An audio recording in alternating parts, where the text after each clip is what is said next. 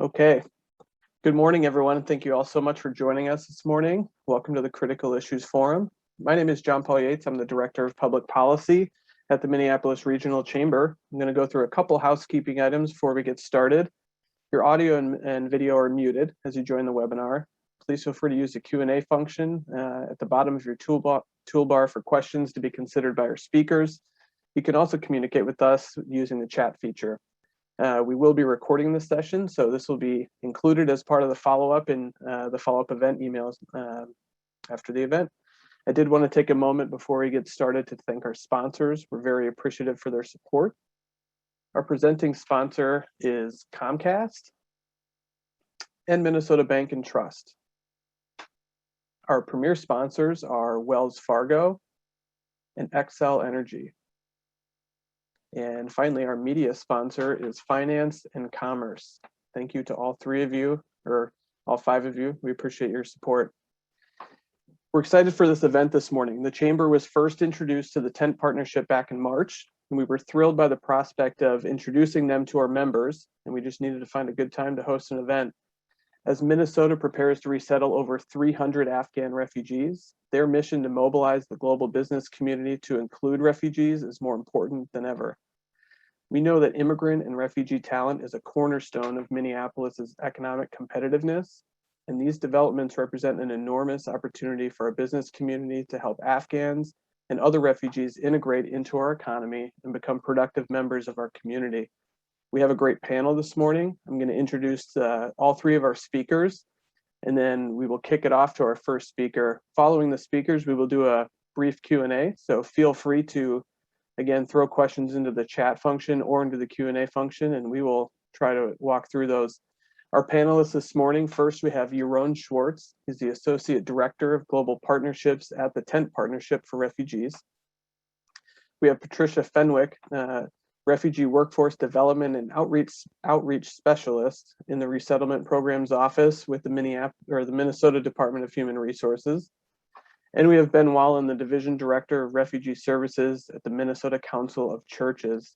We're going to start with Yaron this morning. Thank you so much to all three of you for being with us, and feel free to kick us off, Yaron.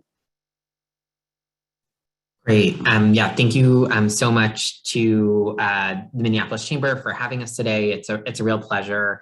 And also a big thank you to Patricia and Ben for speaking today as well.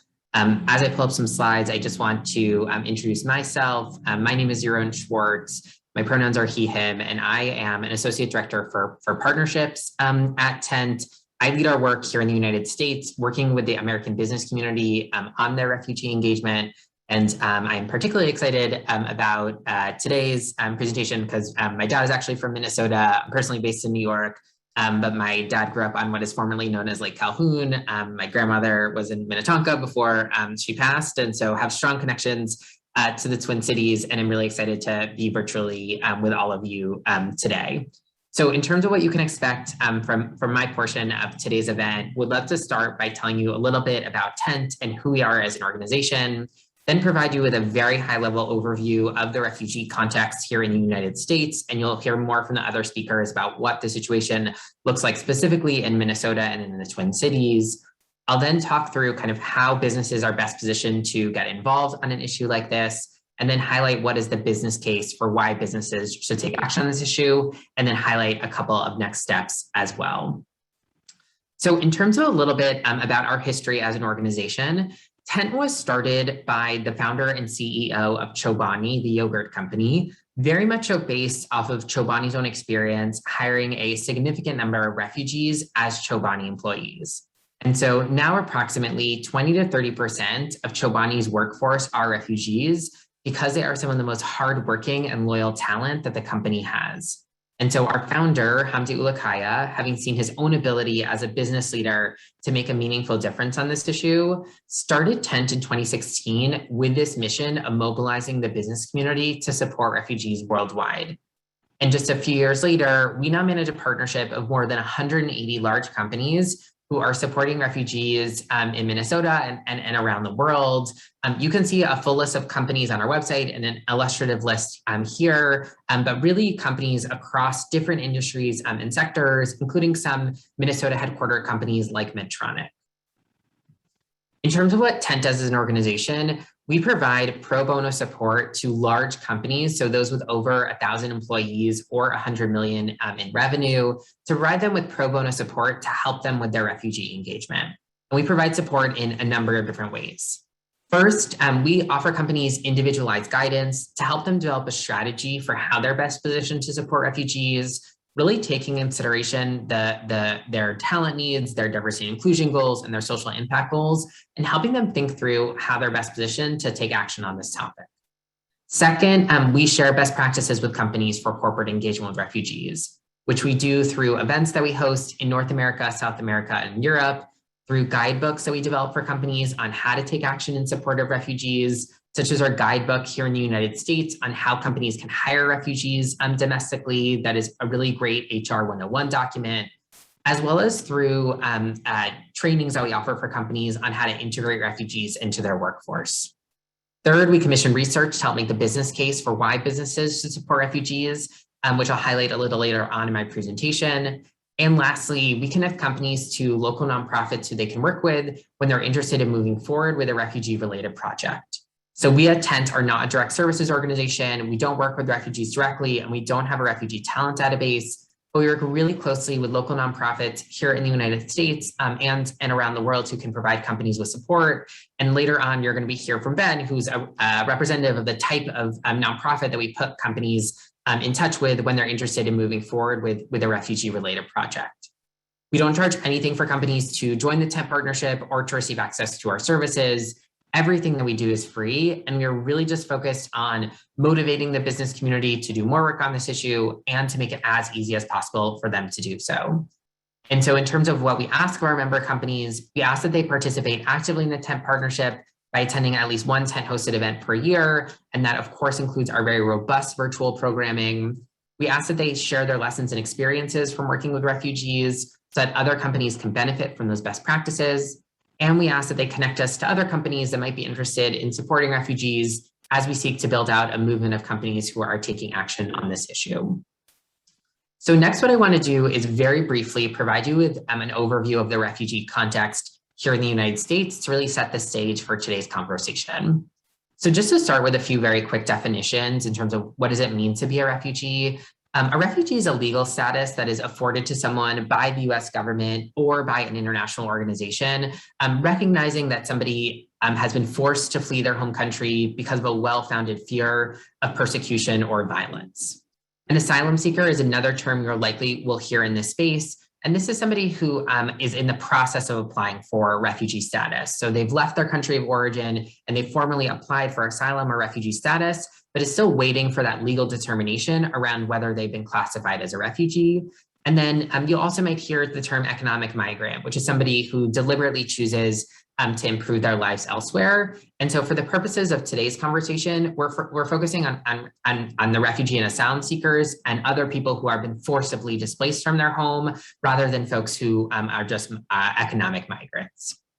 And so if you look at the global refugee population worldwide, we see that there are around 30 million refugees around the globe, which is the highest number of refugees the world has seen since World War II. And in terms of the context here in the United States, the US has been a global leader in refugee resettlement under both Democratic and Republican administrations. And over the past 10 years, the US has hosted over 300,000 refugees, and the Biden administration has announced ambitious plans to resettle an additional 300,000 refugees over the next 4 years, presenting a really exciting opportunity for the American business community to step up and support this population. And I will say that within the United States, as you'll hear later on from the other speakers, Minnesota and the Twin Cities are one of the places that host the largest number of refugees of any location in the United States. In addition to refugees from other parts of the world, the US is also going to be welcoming an additional roughly 100,000 Afghan allies over the coming years. And so folks probably followed the situation in the news in Afghanistan, but with the Taliban's takeover of the country, there was this need to evacuate folks who would be at risk of retaliation under the Taliban regime. And that particularly includes the Afghan interpreters, translators, and drivers who served alongside the American military for many years, as well as their family members and other Afghans who promoted American values in Afghanistan. And what we've seen is that there's been a real outpouring of support for resettling Afghans here in the United States. That includes from the American public, from a bipartisan coalition of politicians, as well as from the American business community. And so in response to this crisis, we have launched a new initiative called the Tent Coalition for Afghan Refugees, which is now a network of more than 50 leading companies from across the country who have pledged to integrate Afghans into the US workforce, mainly through hiring and training efforts. And for about half of the companies who joined our recent coalition for Afghan refugees, whether it be Pfizer or FedEx or Foot Locker, this is the first time that they've taken action in support of any refugee population. And it's been really wonderful to see many companies now step up as an entry point into the refugee space through supporting Afghans. Next, what I want to do is talk to you a little bit about what the role of the business community is in getting involved in this issue and how your businesses can start thinking about this topic. We believe that businesses can have the greatest impact in supporting refugees when they leverage their core business operations to support this population. So rather than thinking about making a one-off financial donation, we really encourage you to think about a number of ways that your business can support refugees, and I'll talk you through some of those now. First, the main way that I think most companies are thinking about this issue is through hiring and training refugees. Our founder, the CEO of Chobani, likes to say that once a refugee has a job, they're no longer a refugee, which really speaks to the fact of how important jobs are in terms of integrating somebody into American society and helping them become productive members of their community. And so we have lots of examples of companies in the Temp Partnership who've hired refugees here in the United States. Panda Express has hired refugees at its restaurants in Arizona at both entry-level and manager positions. Amazon is hiring refugees both at its distribution centers, but also in high-skilled roles at their offices. Gap is similarly piloting refugee hiring efforts at their distribution centers, and lots of other wonderful examples of businesses across different industries and sectors who are thinking of refugees as a source of talent for their business. Another way that companies can support refugees is through mentorship. So having your employees provide professional guidance and support to a refugee to help them better navigate the American job market. The third way that companies can support refugees is by engaging their suppliers and vendors. So not just thinking about your own staff, but also thinking about what can your suppliers do, your cleaning staff, your call center firms, and other vendors that you might be working with, and encouraging them to hire refugees as well. So a great example of this would be H&M, which is now working with its supplier factories in Turkey to help create employment opportunities for Syrian refugees there. So not just thinking about what H&M is doing in their own stores, but also thinking about how they can effectively engage their suppliers. The fourth way that companies can support refugees is by supporting refugee entrepreneurs and small businesses. We see lots of examples of refugees being very entrepreneurial when they arrive in the United States and starting very small businesses. And so thinking about ways in which you can help these small businesses gain access to capital and gain access to market. And so a great example of that would be DoorDash here in the United States, which has a program called Kitchen Without Borders to help refugee and immigrant-owned food businesses here in North America through highlighting them on their platform and providing them with pro bono consulting and marketing services. And lastly, companies can tailor their products and services to meet refugee needs. So this is particularly true in the financial services and telecommunications industries, where companies want to make sure that refugees are able to access typical bank accounts, cell phone services, internet access, and make sure that they are tailoring their products accordingly. And so for us, we believe that businesses can have the greatest impact not when they see refugees as victims, but actually when they see them as economically productive entrepreneurs, customers, and workers. And so for my last section today, I want to highlight what is the business case for why businesses should support refugees and really talk about how refugees can benefit a business's bottom line. First, refugees can be valuable members of your workforce from a talent retention perspective. We worked with the Fiscal Policy Institute to survey over 30 companies here in the United States that had hired refugees, looking at how did refugee retention rates compare to the average employee. And what we found is that 73% of the companies who were surveyed reported that they had lower turnover, that refugees had lower turnover rates than the average employee. And so if you look at the manufacturing sector in particular, refugees have a 4% turnover rate in comparison to the industry average of 11%. And this is because refugees, what we hear colloquially from many of our businesses is that after they've dealt with such a difficult situation, fleeing their home country, they're very grateful for the economic opportunity and so remain very loyal to those businesses. And so for businesses who are struggling with talent retention issues, refugees can be a really great way of addressing that issue. Another way that refugees can help a business is from a brand and reputational perspective. We worked with New York University to survey over 7,000 consumers here in the United States, looking at how did consumers react upon learning that a company had agreed to hire refugees or support refugees in other ways. And I know that there's a lot going on this graph, but basically what it is telling us is that American consumers are supportive of companies taking a stand on this issue and are actually more likely to buy a product from a company that had hired refugees.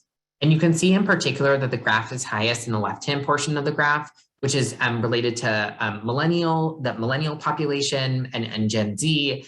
And what this is showing is that millennials in particular are very supportive of companies taking a stand on this issue. And given that millennials are now making up a majority of most companies' workforces, and they are thinking about a company's commitment to social impact when they're deciding where to work and how long they want to work somewhere, taking a stand on refugee issues is a really great way of engaging your own employees. And lastly, and most importantly, businesses have the opportunity to change the course of a refugee's life.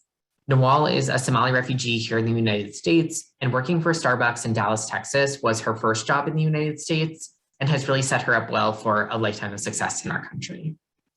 And so just in terms of next steps, we would be thrilled for any companies who are interested to join the Tent Partnership in our new coalition for Afghan refugees. Again, many of the companies who join Tent in our new coalition focused on Afghans are completely new to this refugee space. So if you're sitting here today and saying, well, my business isn't engaged on this issue yet, both Tent and the other presenters on today's call are really meant to provide you with the support that you need to get started on this issue and really pilot a refugee engagement effort. And so the idea is that you'll join Tent in our new coalition, and then over the medium to long term, will really be a support system for you to help you develop new commitments to support refugees. And so I'll put my email in the chat, but you can see it up on screen too.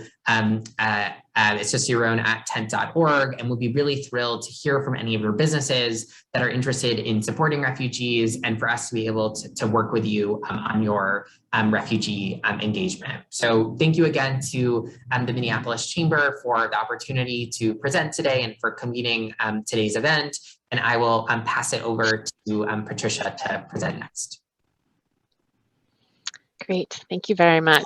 It's wonderful to be a part of this conversation, and excited to talk a little bit more about our specific context here in Minnesota. So they're going to put my slides up for me here, and you can go to the next slide. Yaron talked about, he kind of gave you the definition for refugees, but I wanted to say a few more things about that, because we often here in Minnesota use the term refugee and immigrants together.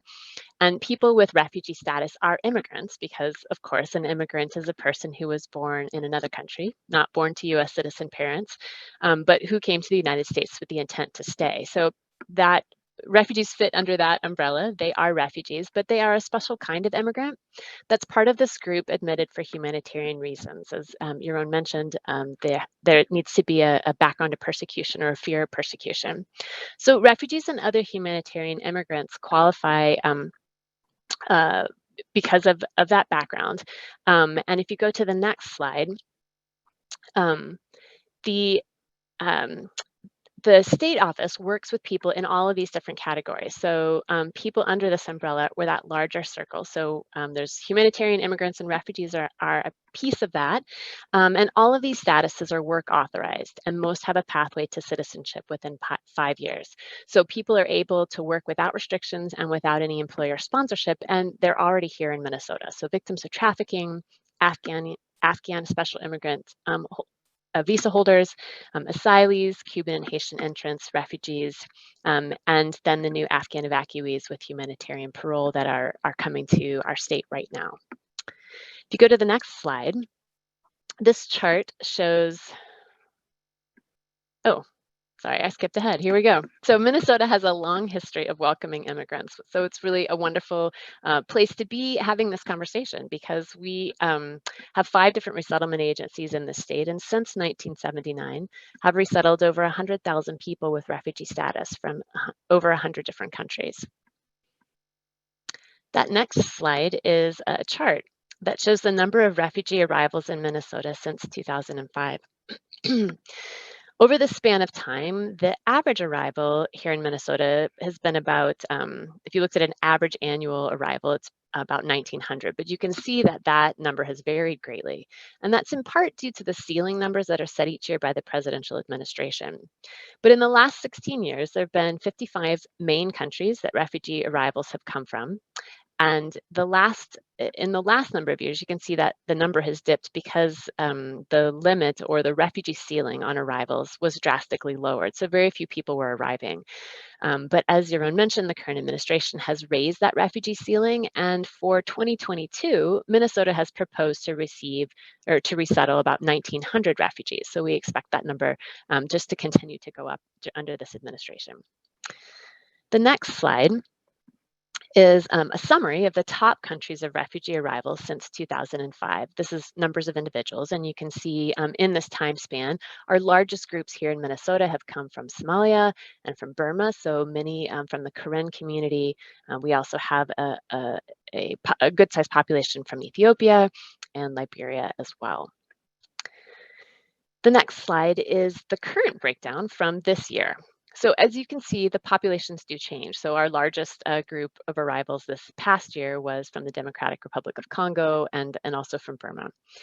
And so the shifts due every year due to global situations and conflict and the different priorities of which countries are eligible. And that's set again by the presidential administration.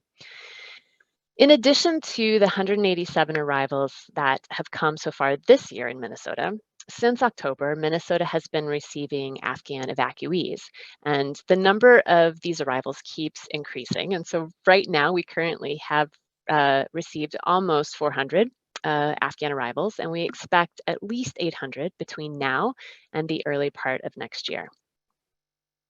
On the next slide, as we look ahead, again, those populations are always changing due to global events and foreign policy, or our policy guidelines. So as we project to the future, there are countries, these are the countries and groups that we expect to see at much higher numbers in Minnesota. Again, all of these arrivals would be work authorized. People's language level, their education and professional skills really vary from individual to individual. So some people who arrive in Minnesota with refugee status are professionals. They are doctors or nurses or teachers back in their home country.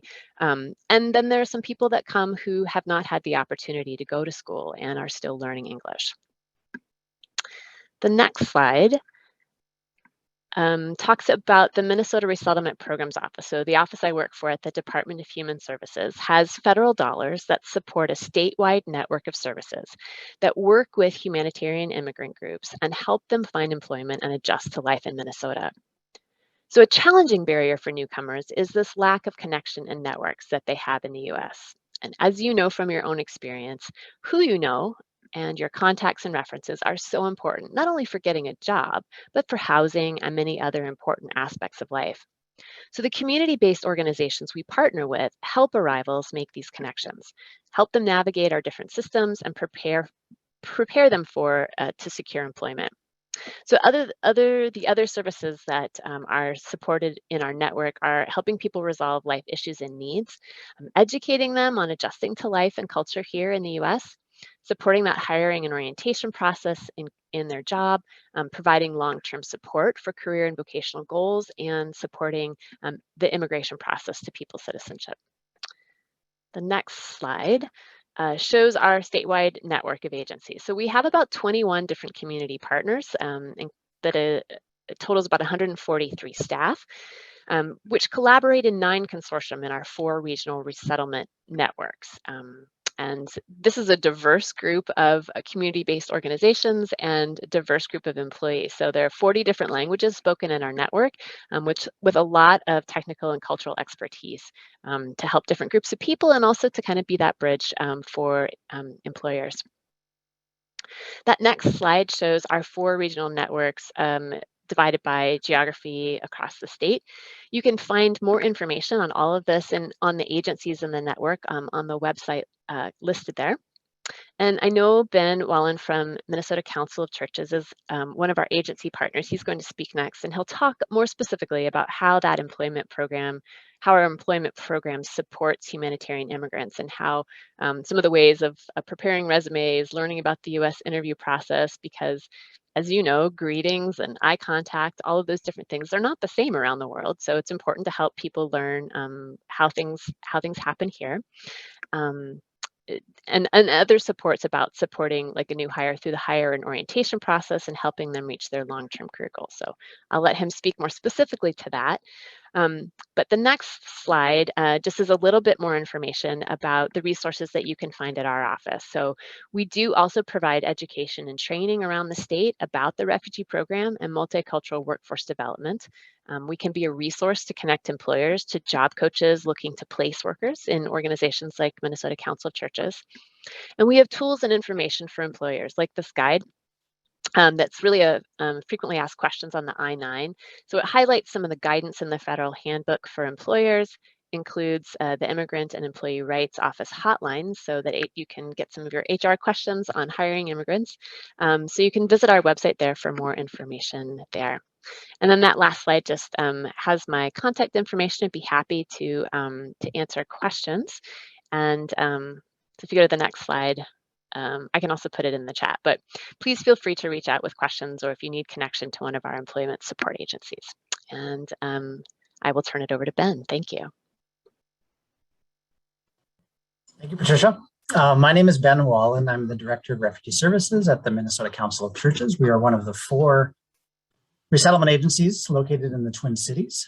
There's one also, or there's also agencies that are based in St. Cloud and Rochester. But MCC has operated since 1984 in welcoming refugees to Minnesota. Our services include refugee resettlement, which is connecting people to housing and basic needs supports and all the things that they will need in order to overcome those initial challenges of life here in the US. We also have programs that serve the health needs, the education needs, the immigration legal needs, and the employment needs of our newest arrivals. In a typical year, we are welcoming between 400 to 500 individuals through the refugee program a year. And right now, as Patricia has talked about and as Yaron talked about, we are also in the midst of welcoming a large number of Afghan evacuees to Minnesota. We are planning to be welcoming 225 of the expected 800 or so that are arriving to Minnesota. So that's kept us very busy in these last weeks and months. But we're very grateful to be part of that. And as Patricia noted, my agency works in partnership with numerous other agencies around the community. One of those is a partnership of 6 agencies where we work together to provide employment placement and employment services for refugees and others that we serve.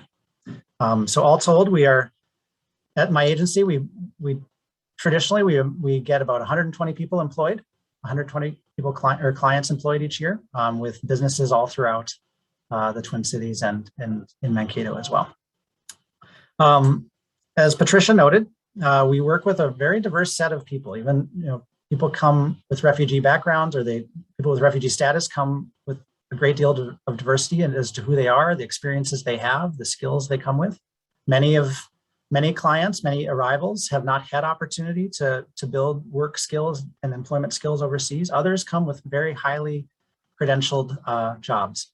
As a case in point, one of our more recent arrivals from Afghanistan started a job soon after arrival as an electrical engineer, earning over $70,000 a year. I would say that isn't the norm, but that is, it represents the diversity. We can't expect everybody to be just entry-level work.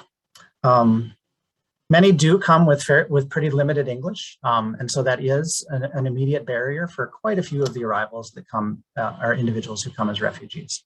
But with that, we are connecting people to ESL programs and other education programs so that they can begin to and quickly learn English as fast as they can. One thing that's uniform, though, is people with refugee status come with a resiliency that is astounding and is really unfathomable to those of us who have not had to live through the circumstances that they have. So it's truly a blessing and a privilege to work with people that are part of or that are coming to us as refugees. So against many challenges, our clients are, they have a lot of barriers for them when they first arrive. But on the whole, due to their resilience and due to the supports available to them, we find that the refugees that we work with are, on average, employed by their 5th month in the country. That's no small feat, particularly with language challenges, with cultural considerations, and with all of the other basic needs that people need to have in place when they first arrive. So we're proud to be part of moving people into employment that quickly, so that they can be sustaining their families and their livelihoods here. Some do come in sooner. Some of our initial evacuees from Afghanistan who arrived in October have already started working as of this week. And so, they, again, maybe outliers, but starting work within a month of arrival. And it just shows the desire and the initiative that people have. Within our work, as one of the agencies that serves refugees, we have 2 customers really in this work. First of all, is our clients. We are working with the refugees, the Afghan evacuees, the others that we're serving to help them get into jobs. And so our services to them, there's actually quite a bit. We first assess everybody's individual circumstances, their experience, their skills, and their desires to learn what they're looking for in work and in employment here, and to carve out a plan for where they will best fit into a company or into an employer. We help people prepare resumes and start to learn the facets of interviewing. As Patricia noted, I think the styles of interviewing, the styles of communication can differ greatly. And so we want to make sure that people are prepared to present themselves in a way that American companies, American HR managers or hiring managers will understand. So to that end, we have volunteers and staff who help with mock interviews to teach people the tips and tricks to how to present themselves well. We're helping people with getting connected to bus cards or transportation supports, to clothing supports, to things, to work uniforms, interview clothing, things that will help them to be successful in getting a job and then having that job. And then we have a job readiness course that includes everything from understanding the importance of employment in the US, how to identify and apply for jobs, how to interview again, how to professionally call in sick, or to give notice for a job if you're going to leave it. And then a lot of the work ethics and rights and responsibilities that both workers and employers have, how to dress appropriately, how to, attendance, how to maintain attendance well, communicate with your employer, et cetera. And so with all of that, the intent is to get people employed quickly, but also in a way that they understand how to continue to build on their experience and build their career and advance so that they can continue to advance economically and into positions of more responsibility, et cetera. Our second customer in all of this, though, is the employers we work with. So we work very readily with a large number of employers that we connect clients to, that we work with to help troubleshoot with issues that come, and that we provide education or training on cultural capacities, cultural considerations when it comes to working with refugees and with others that are coming from overseas. So to that end, we do provide orientations to new employers about the refugees or the newcomers that they're hiring. We assist a lot of folks with I-9 considerations. Patricia shared the document from the DHS, but there are, it's no small or no easy thing sometimes to discern the immigration documents that refugees or others come with. And so we do help in that regard and connect people to those, connect employers to resources that they need. Oftentimes we attend the first day of work with our clients. Our staff will go to the workplace. We can provide interpretation for that so that there's, so that the instructions, so the orientation is understood. And then we have ongoing communication and coordination with both the clients, but also the employers we place people with. So we're checking back in with employers to make sure things are going well. And we're always available to employers to troubleshoot issues with us. Just a very recent case, we had one of our more recent clients, we got her a first shift job that starts at 7 a.m. And after her first couple of days, she was getting there about 7:15.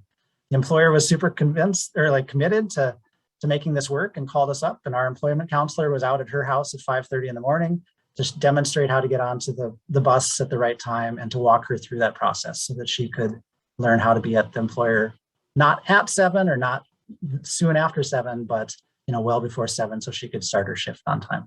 So there are those, we're very open and very eager to be a partner to you in making sure that employment can stick for people, that people have the tools and can overcome the barriers to be strong employees. And I think, Yaron cites the longevity of refugees in jobs, that's been our experience as well. That people they truly desire the opportunity to work, but also once having that opportunity, they're looking forward to making that a meaningful place for them for the long term if possible. So.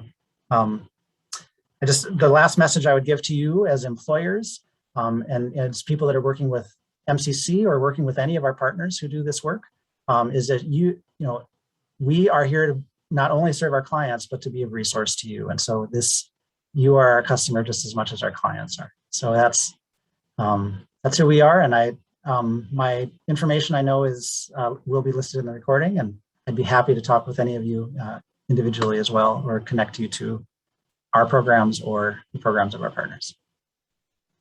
Thank you. Great, thank you, Ben. Thank you to all three of you for your comments and your information. I know from a previous job, having a lot of exposure to the Liberian community, both the value and vibrancy refugee communities add to our entire community. And all three of you are doing work to bridge both an economic need with a humanitarian need. So thank you, and thank you for your info. We're going to do a brief Q&A. I'm going to try and go back up here in the chat, go in order. The first question I noticed was for Yaron from Lisa Perez. Can nonprofits who support immigrant job seekers be part of this effort with TENT? Great question. So in terms of our formal membership, our membership is limited to large companies with over 1,000 employees or 100 million in revenue. So membership isn't relevant for nonprofits, but as Ben knows, we work really closely with local nonprofits when companies are interested in hiring refugees. So when we've had companies who are interested in hiring refugees in Minnesota, we've connected them to MCC and Ben's team there. And so, yeah, more than happy to connect to nonprofits as well to talk about how we can connect, if you do offer employment services, how we can connect companies to you all so that they can work with you on the refugee hiring efforts. Great, thank you. I'll pose this question that I'm not sure who should take it, so I'll let the three of you figure that out. Amy Shapiro is asking mostly about wages, and she asks, is there an average wage for refugees in the US or Minnesota? Do many start at a mid-level career when they come here? And follow-up question, are some of these wages family sustaining?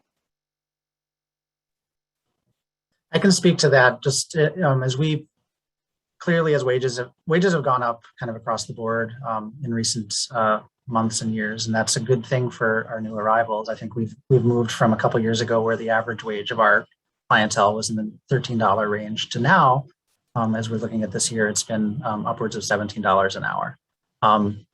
That's, I think by and large, the positions that, particularly those with limited English speak, are more at the entry level. And so, a lot of a lot of our clients, start with entry level shipping, receiving, storehouse, light industrial, some medical work and some service industry work. I think the more English that people have, that unlocks a lot more of the kind of more office type or clerical type work that people have. And again, it's a smaller number in terms of arrivals, but there are people that have that significant credentials, and we do want to connect them as best we can into the fields that they are working in. Sometimes people come with credentials that would need to be updated here in the US, and so there is a time element that the first job here won't be the one that they came out of. But others times we can get people adjacent to or within the industry that they've been in, so that they can maintain that connection while they re-credential. We do connect people to other programming, other organizations that have significant experience as well in helping people re-credential and move back into their fields that they left behind or were forced to leave behind. And maybe another question for any of our members listening who are interested: what is the first steps or next steps to hiring refugee talent? Yeah, Patricia, feel free to jump in. The next step is really to reach out to TENT, MCC, and others to have an initial conversation. We'll want to understand kind of what your business's talent needs are, how you think about diversity and inclusion, what types of roles you have available, and really align with you on how it makes the most amount of sense to support for you all to support your population, and to really offer you all some strategic guidance on how this will work. And then to make sure that you have the local resources that you need to do this work effectively. So let's say you approach us and you say, we're really interested in hiring refugees in Minneapolis and Chicago. We'd love for you to work with Ben's team at MCC, hire refugees in Minneapolis. We can then connect you to other nonprofits in Chicago or elsewhere throughout the country who can help you hire in other places too. And then in terms of TENT's role, we would continue to serve as a strategic advisor for you all as you go through the refugee hiring process. So we offer trainings for companies. So we have one coming up specifically around trainings on how to integrate Afghans in particular, given the variety of legal statuses that they're arriving with. And so training your HR teams on that, and a variety of other resources that we're developing or that we already have, really on how to recruit, onboard, and integrate refugee talent. And so we'll work with you over the long term to make sure that your team has the support that you need. But really the next step is to reach out. And so I think most of us have put our emails in the chat. So for you all to reach out and for us to have a kind of a one-on-one conversation with your specific business. Great, thank you. The next question I was going to ask is about if there are opportunities to hire high-skilled refugees, and I think all three of you briefly touched on this, but maybe if we can expound. One question I would have is, I know it's a relatively small group when we talk about the Afghan refugees, but are there specific industries potentially in that higher skilled area where refugees are coming in, or is it just too small of a population for there really to be any trends like that? I think where we've seen people transition directly into high-level jobs, I think we've seen some people who have engineering backgrounds. We've seen some computer programming backgrounds that have moved directly into similar work here. I think I think we've also served and welcomed people that have, that have been doctors or lawyers that, there's pretty rigid and qualifications or things that they need to re-credential here. So it's the higher level folks tend to be people who have a lot of, have professional experience that is somewhat translatable, where we can demonstrate to an employer that the skills and the experience can be translated into the work here. And that's not always easy to see when you look at a resume from overseas. What exactly, how that plugs into the American workforce. And so that is one way that we try to connect and try to really build connection between the clients that have, significant skills and the potential opportunities out there, is to what we can help to identify what the skills, what the experience, how those translate into this workforce can be. Yeah, and I would just add that I think it's helpful when you're thinking about your refugee hiring efforts. Refugees coming from a variety of different educational and professional backgrounds. So what roles might you have available at your business for somebody who has more limited work experience, more limited English language proficiency? And then what types of roles might you have available for someone who is highly skilled and who has worked in has a university degree and has years of work experience. And I think particularly as we think about Afghans who are arriving, right, many of them served as interpreters and translators for the American military. They have really great work experience working with an American institution, and they speak English well. And so in particular, I think for Afghans who are arriving, it's really important to be thinking about them from like a multitude of different skills level, high, mid, low skilled, and to make sure that like all levels of your business are open to hiring and training them. Great, thank you.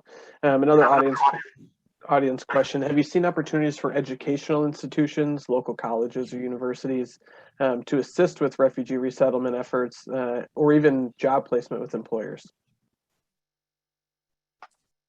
I can take this, Ben, or if you want to, or Patricia. Go ahead, Yaron. I would. I'll just insert. We have not partnered directly with educational institutions per se in terms of placements. We do have interns that participate in our programs through different universities, et cetera. But no, that would be an avenue that would be wonderful to explore. And before you start, Yaron, too, so I put in the chat, the World Education Services is a national organization that might be helpful, particularly for educational institutions, because they help with kind of translating that global credentialing. So if you have someone who's coming in from, they have rules, but if you have someone coming in with a professional degree or credential from for some certain countries, they can help. They can help educational institutions know, like, what does that look like within our structure here? So that's a good resource for educational institutions. Yeah. I would just say that the answer is yes. I don't know about the context of Minnesota, but we have seen it in other parts of the country where basically what I've seen is that a community college or a local university actually partners with an organization like Ben's to develop some sort of like training program specifically for refugees in that area. And so a lot of times it's very responsive to what the economic needs are in that specific place. So let's say, I'm making this up, but let's say like there's a real need for like, you're like the carpet city of America. And so there are people who need to learn design skills and how to make carpets and sew carpets and all of that. And there are like technical skill, I'm making this all up, there are technical skills that go into that. A lot of times a community college will then work with a local nonprofit refugee-focused organization in partnership with the business community to really develop like bespoke training for what would be very helpful for folks to get jobs afterwards. And you have seen lots of examples of that happening throughout the country. And so I think it would really need to start with like, well, what are the business needs in the Minneapolis and in the Twin Cities and in Minnesota? How could you then, like, what training would be really relevant? And then working with a nonprofit like Ben's who could like actually connect you to refugee talent. And I would say that is happening here in the Twin Cities, probably mostly in the healthcare field, I think is where we see it the most. We have several of our community partners that have relationships with school for further education, like for people wanting to become nurses assistants or nurses continuing on in that education. Sometimes there's a little more support that's needed. So we do have some of those examples, but it's, I think, a little more limited. Nurse training is definitely a more relevant example than making carpets, but those what could. And then maybe a last question before we wrap up is, for any of our members on here, where can they find resources about how to hire refugees in the U.S.? Great. So I'm happy to put one in the chat. So part of what we do is that we develop resources for companies and trainings on how to hire refugees. And so one of the things that we have already done, and then what I'm putting a link to the chat, is a hiring guide for companies on how to hire refugees here in the United States. That is a really great HR 101 document for everything that a recruiter would need to know about hiring from this population. It has a lot of wonderful resources. And for awareness, we're actually launching a new guide on November 22nd, so just next week, specifically for companies on how to hire Afghans here in the United States. So the one I just shared is for the broader refugee population, but because Afghans are arriving with a variety of different legal statuses, we wanted to have a separate guide about that. And so that will be publicly available on our website starting next week, and is a type of resource that we try to develop for the business community with really practical guidance for all of you on how to take action in support of this population. And so yeah, stay tuned. You'll see that on our social channels and on our website next week, specifically for Afghans as well. I'm going to pop in the chat too. The Department of Justice also has a guide, an HR guide for those statuses. So Last thing I would say is MCC and our employment partners, we are the other nonprofits that we work with to employ refugees. We have a quarterly meeting, which we call the Employer Advisory Committee. It's a long-running meeting where we have typically HR representatives from different agencies, but others as well that participate in that. The intent is that we're providing information about trends and issues as it relates to refugees to the employer community. And we're also hearing feedback about the needs that people have, some of the things that they're encountering as they're employing people with refugee status. The most recent meeting we had in September, we focused very much on the new Afghan population coming to Minnesota. There's a lot of questions about the impact on our community and the ways that we can work with them. If you are interested in participating in that, and it's a no pressure thing, it's been on Zoom, as has everything these days, but you'd be very welcome to attend. Please send me an email. My information is in the chat, and we'd be happy to include you on the invitation list. So for your participation, we'd love to have you join us. Great. Thanks to all three of you. Like I said earlier, all three of you are doing great work to bridge humanitarian and economic needs, and provided a ton of info to our members, and we really appreciate you taking the time to be with us this morning. Before we wrap up, I did want to just highlight a few events we have upcoming. On Monday, November 2nd, we have Smart for Business Cyber Risk Workshop. That's virtual. On Tuesday, November 30th, the Executive Women's Council Social, Be Bold, Break the Mold, Women Who Succeed in Non-Traditional Careers. That is an in-person event at the Sheraton Bloomington Hotel.